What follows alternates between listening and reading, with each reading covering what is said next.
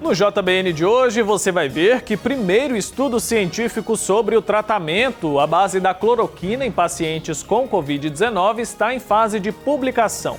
E ainda, Senado aprova repasse de até 2 bilhões de reais para santas casas e outros hospitais filantrópicos que atendem pelo SUS.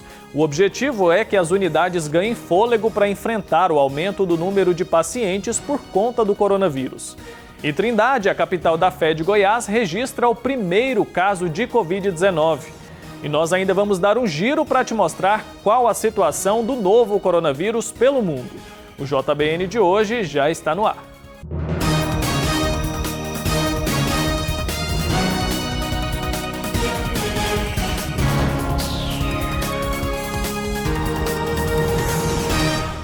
Olá, boa noite, seja muito bem-vindo ao Jornal Boa Notícia desta quarta-feira, 1º de abril. O ministro da Economia, Paulo Guedes, afirmou que não sabe de onde vai sair o dinheiro para pagar o auxílio emergencial de R$ 600 aos trabalhadores informais e autônomos. O auxílio deve chegar primeiro a quem recebe o Bolsa Família. De acordo com o ministro, até agora as medidas emergenciais de combate ao novo coronavírus já consumiram 2,6% do PIB brasileiro. Nós estamos já lançando esses recursos, quando nós somamos, nós já chegamos a 2,6% do PIB nesse orçamento de guerra, quer dizer, no que se chamou de orçamento de guerra e que eu chamo de medidas emergenciais. Nós já chegamos a 2,6% do PIB em medidas emergenciais, que já tínhamos um déficit estrutural de 2,6%, já estamos em 5,2% déficit global e vamos subir. Segundo Guedes, é preciso fazer uma mudança orçamentária ou a edição de uma proposta de emenda à Constituição para que os recursos cheguem até as mãos dos beneficiários. Ele ainda rebateu as críticas de que o governo está demorando muito para iniciar os pagamentos. Eu acho que está havendo uma falta de percepção quanto ao esforço que é você criar um programa novo. Esse programa não existia. Depois que ele aparece, está cheio de protagonistas, muita gente está reclamando do atraso, de uma opção de coisa. Mas o fato é o seguinte, esse programa não existia. Não existia esse programa, né? Foi um choque completamente inesperado que atingiu a economia brasileira. Então, em 3 semanas e meia, a gente cria um programa novo, que é exatamente o auxílio emergencial aos informais. Fizemos as primeiras simulações por uma questão ética, de forma que eles fossem da mesma magnitude que são do Bolsa Família, para não dizerem exatamente que houve preferência por um tipo de população, né? Porque está no Sudeste, tem mais influência, então a renda média é maior, então vai receber mais. Ora, o papel do governo é de garantir que todos os brasileiros terão acesso a esses recursos básicos necessários à sobrevivência. O auxílio deve chegar primeiro a quem recebe o Bolsa Família. O objetivo é fazer o pagamento em 16 de abril aos beneficiários do programa. Lembrando que eles não acumulam. O beneficiário vai receber o de maior valor. Caso seja o auxílio emergencial, ele vai substituir o Bolsa Família temporariamente. O ministro da Saúde, Luiz Henrique Mandetta, afirmou que o primeiro estudo científico sobre o tratamento da cloroquina em pacientes com Covid-19 está em fase de publicação. O primeiro trabalho sobre cloroquina compilado deve ser publicado em revista científica nas próximas 48 horas, que basicamente mostra que houve uma redução no tempo médio de permanência na CTI, naqueles pacientes que usaram, independente da associação com qual antibiótico. É um primeiro passo, é um primeiro paper que vem e que ajuda a gente na conta que a gente tem que fazer de quantos leitos de CTI que a gente precisa. Embora a novidade seja considerada um passo adiante na corrida em busca de um medicamento que cure a Covid-19, por se tratar de uma doença nova e ainda desconhecida dos pesquisadores, as evidências científicas sobre a eficácia e segurança do uso do medicamento são frágeis. Mesmo assim, O Ministério da Saúde autorizou o uso da cloroquina em pacientes graves durante 5 dias. O tratamento deve ser administrado exclusivamente dentro dos hospitais e de forma complementar a todos os outros suportes já utilizados. Se a gente entra com medicamento e reduz 30%, o tempo de permanência, a gente sabe que a gente não tem nenhuma evidência ainda que pode se usar profilático, muito menos nas pessoas que não têm estado grave. Ainda não tem estudo para ser colocado, podemos ter, são vários estudos que estão andando aí mundo afora. E o Senado aprovou por unanimidade o repasse de até 2 bilhões de reais às santas casas e hospitais filantrópicos que atendem pelo Sistema Único de Saúde. O valor deve ser usado para que as unidades consigam suportar o aumento de demanda causado pela pandemia do novo coronavírus. Quem tem mais detalhes sobre essa medida para a gente é o repórter Pedro Henrique Rabelo. Pedro, boa noite. Boa noite para você, Wilker. Boa noite para o amigo e amiga que acompanha a nossa programação aqui na TV Pai Eterno. É isso mesmo, através do Ministério da Saúde, um valor de 2 bilhões de reais poderá ser encaminhado, repassado para santas casas, que hoje estão espalhadas por todo o Brasil. A proposta foi do senador da República, José Serra. Ele é do PSDB de São Paulo. Aprovada no Senado, ela já está sendo encaminhada para a Câmara dos Deputados, em Brasília. E se for aprovado, esse valor poderá chegar até as santas casas. Esse dinheiro, aliás, é do Fundo Nacional de Saúde e ele vai ser repassado pelo Ministério da Saúde. Para que esse dinheiro está sendo liberado? Para as santas casas poderem aí adquirir vários itens, produtos e até profissionais nesse momento difícil de luta contra o coronavírus. Aquisição de medicamentos, de suprimentos, de produtos hospitalares, novos equipamentos, pequenas obras, contratações de novos profissionais e até mesmo pagamento de profissionais que já estão trabalhando nas santas casas. Então, é um valor muito importante, 2 bilhões de reais para essas casas, para esses hospitais,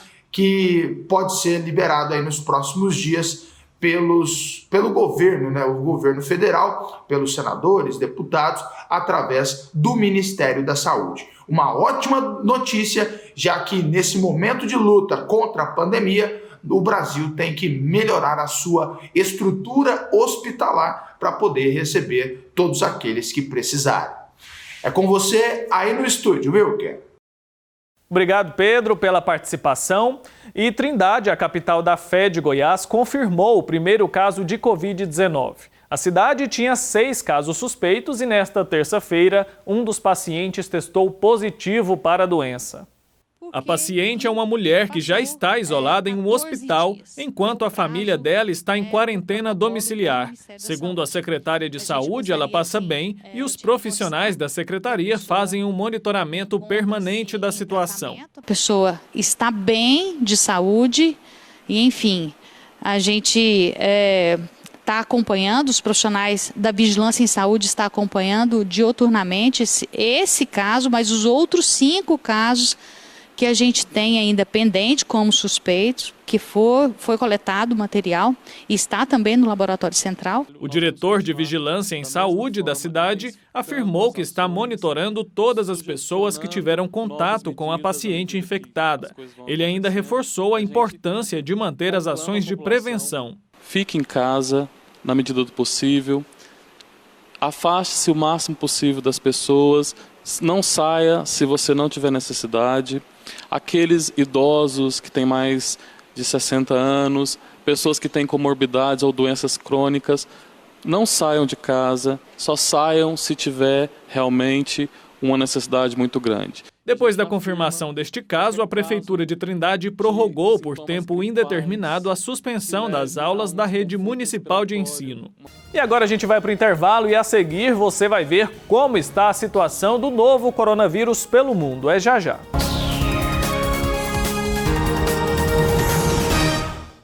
O amor do Pai Eterno está presente em todo lugar e a missão da AFIP é levar esta mensagem adiante. E tudo isso só é possível graças à nossa união. Reze conosco, ajude a fazer o bem. Faça parte desta família de amor.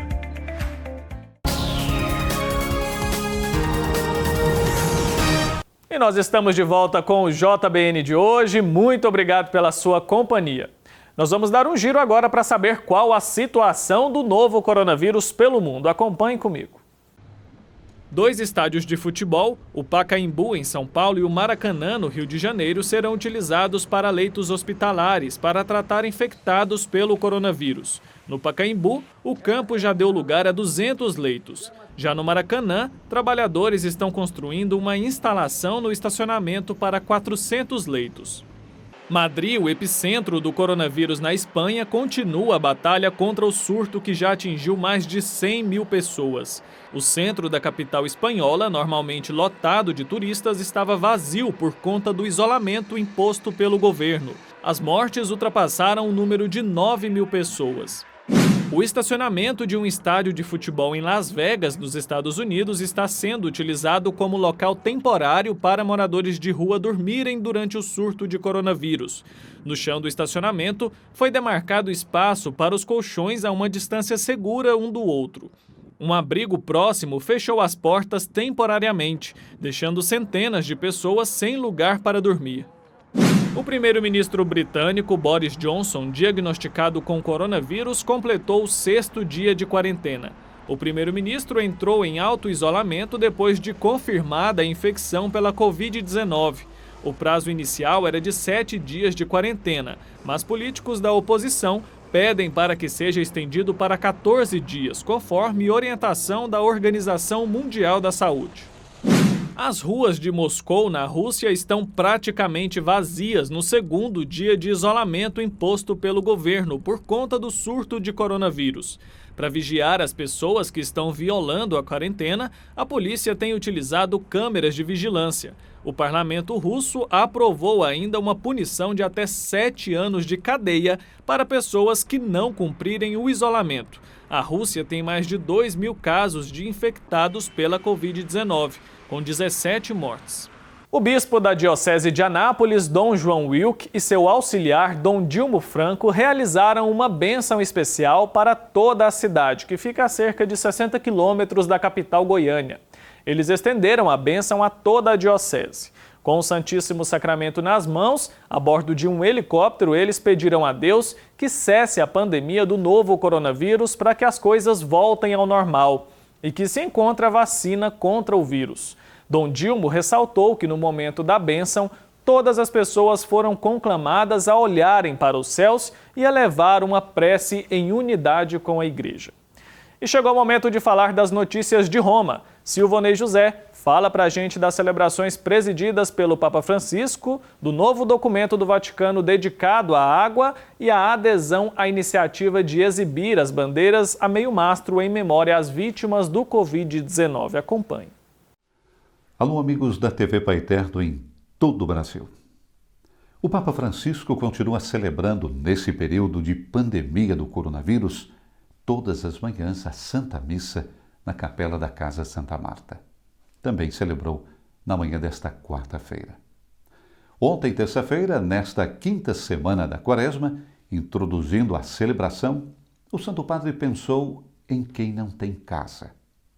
Rezemos hoje, disse ele, pelos sem-teto, nesse momento em que nos é pedido para estar dentro de casa, para que a sociedade de homens e mulheres se dê conta dessa realidade e os ajude, e a Igreja os acolha. Na homilia comentando as leituras do dia, extraídas do livro dos Números e do Evangelho de João, recordou que Jesus se fez pecado para salvar-nos. Ele veio ao mundo para assumir sobre si os nossos pecados. Na cruz, não faz finta de sofrer e morrer. Contemplemos Jesus na cruz e agradeçamos. A cruz, disse o Papa, é verdade, é um suplício. Há ali a vingança dos doutores da lei, daqueles que não queriam Jesus. Tudo isso é verdade, mas a verdade que vem de Deus é que Ele veio ao mundo para assumir sobre si os nossos pecados, a ponto de fazer-se pecado. Os nossos pecados estão ali. Não é fácil entender isso. E se pensarmos, jamais chegaremos a uma conclusão. Somente, disse Francisco, contemplar, rezar e agradecer. Água, fonte da vida e salvação para o homem e o planeta. Começa com essa premissa e se fundamenta no magistério social dos papas e no trabalho desempenhado pela Igreja nos vários países, o novo documento publicado nesta semana pelo Dicastério para o Serviço do Desenvolvimento Humano Integral, por ocasião do Dia Mundial da Água, 2020. O título do documento é Aqua Fons Vitae. Orientações sobre a água, símbolo do choro dos pobres e do choro da terra. Por enquanto, o documento está disponível apenas em inglês no site do Dicastério. Sem água limpa, não há vida, saúde e desenvolvimento. Por isso, o Dicastério anuncia, por ocasião da publicação de Aqua Fons Vitae, a definição de uma estratégia global de higiene nas estruturas de saúde pertencentes à Igreja. Muitas estruturas de saúde nos países pobres e em desenvolvimento não têm acesso adequado à água para as necessidades básicas de limpeza e bilhões de pacientes, equipes de atendimento e famílias estão em risco, pois faltam fundações ou infraestruturas para um atendimento digno, seguro e de qualidade. Pode-se ler no documento.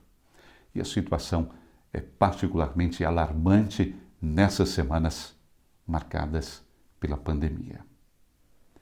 E diante da situação de crise criada pelo coronavírus, um jubileu especial em que os países ricos eliminem a dívida dos países fortemente endividados. Foi o que o prefeito da Congregação para a Evangelização dos Povos, cardeal Luiz Antônio Tagle, propôs durante a celebração da missa no último domingo, aqui em Roma, transmitida em streaming. Agora nos damos conta de que não temos máscaras faciais suficientes, enquanto os projéteis das armas são abundantes, afirmou o ex-arcebispo de Manila. Não temos respiradores suficientes, mas temos milhões de pesos, dólares e euros para gastar num avião que pode atacar pessoas. Esta falta de recursos, advertiu, poderia ser o túmulo dos países pobres e de seus povos. Daí, o apelo às nações ricas do planeta a eliminar os juros exorbitantes de seus empréstimos a esses países, a fim de que sejam colocados em condições de enfrentar os problemas mais urgentes causados pela pandemia. O perdão, disse ele, permitiria a quem se encontra no túmulo do endividamento reencontrar a vida. Mas não basta. Segundo o prefeito da Propaganda Fide, é preciso reorientar as despesas militares dos governos para outros objetivos. A instrução, habitação, alimento. Isso, ressaltou com veemência, garantiria a verdadeira segurança e permitiria sair do túmulo. À distância de mais de 20 anos do lançamento da campanha mundial promovida por ocasião do grande jubileu do ano 2000, a qual havia aderido a Santa Sé e toda a Igreja Católica, junto a numerosas ONGs, a eliminação da dívida externa dos países altamente endividados é um tema ainda aberto. E ontem tivemos a adesão do Vaticano à iniciativa dos prefeitos italianos de exibir as bandeiras a meio mastro em memória das vítimas do Covid-19. Uma solidariedade que a Santa Sé estendeu ao resto do planeta, onde há um total de 700 mil casos e 38 mil vítimas. Um meio-dia de luto e a bandeira italiana tricolor que se abaixou. Os municípios italianos decidiram recordar as vítimas do coronavírus no dia de ontem e honrar o sacrifício e o compromisso dos trabalhadores da saúde, baixando a bandeira a meio mastro. Um gesto que encontrou a proximidade da Santa Sé, que fez o mesmo com a sua bandeira. A iniciativa foi para, idealmente, abraçar a todos, um sinal de apoio uns aos outros nesses momentos difíceis. De Roma, para a TV Pai Eterno, Silvana e José. Agora a gente muda um pouco de assunto. A gente tem acompanhado o crescente aumento no valor do dólar. Na casa dos R$5, ele tem mexido na economia brasileira. Por isso, fomos conversar com um especialista no assunto que explica o porquê isso vem acontecendo. Veja na reportagem do Pedro Henrique Rabelo. O preço do dólar está a cada dia assustando mais o brasileiro. Com a crise mundial, ele já ultrapassou a barreira dos R$5. Mas por que isso está acontecendo? É uma questão atípica, fruto por a questão do coronavírus. Por que isso? Porque a partir do momento que a bolsa está volátil, a bolsa está nervosa, o que os empresários fazem? Para de investir na bolsa e vai procurar um ativo mais seguro. E hoje um dos ativos mais estáveis e mais seguros é o dólar. Então houve uma demanda maior para o dólar, por isso que o dólar subiu. Quando passar essa pandemia e voltar à normalidade, o normal é que o dólar volte para o patamar entre 4,50 e 5. Então eu não creio que esse aumento acima de 5 vai ser uma coisa permanente. Com essa mudança, o consumidor final é quem mais vai sentir. O petróleo é pautado no preço internacional do dólar. Então, se a moeda aumenta, o preço do petróleo também. E o reflexo não para por aí. Outro produto que é diretamente afetado com a alta da moeda americana é o trigo. E com isso, o pão nosso de cada dia também tem uma alteração nos seus preços. Trigos são pautados também em dólar. Então, se você aumenta o dólar, você aumenta a importação do trigo, consequentemente o preço do pão lá no padeiro também vai aumentar. Se for um aumento temporário, provavelmente não é repassado para o consumidor. Mas quando esse preço vem ao longo do tempo e se permanece, fatalmente isso vai ser repassado para o consumidor final também. O Roy é sócio em uma casa de câmbio. E com tudo o que está acontecendo no país e no mundo, já sentiu nos negócios essa grande mudança. Na verdade, já tem mais que um mês que está subindo todo dia, muito alto, né? Todo dia 10, 15 centavos. Então, realmente, a procura diminuiu bastante. Inclusive, tem muita gente que está adiando viagem, não tem jeito de viajar como essa alta, não está compensando. Está mais na oferta, tem muita gente querendo vender, que tem, né, que aproveitar a alta do dólar. Realmente, a procura diminuiu bastante. E para o seu negócio, o interessante agora é fazer o quê? Agora a gente está mais na compra, né, comprando e esperando ver o que vai dar, né, como que vai ficar as moedas e tentando falar para o cliente comprar aos poucos, né, quem quer viajar mais para frente, é bom comprar aos poucos, mesmo alto, pode ser que piora. Então, comprar aos poucos é um bom negócio que ir juntando e fazer um custo médio. Com o dólar acima dos R$5, poucas pessoas vão se dar bem, mas elas existem. O dólar alto é bom para quem exporta.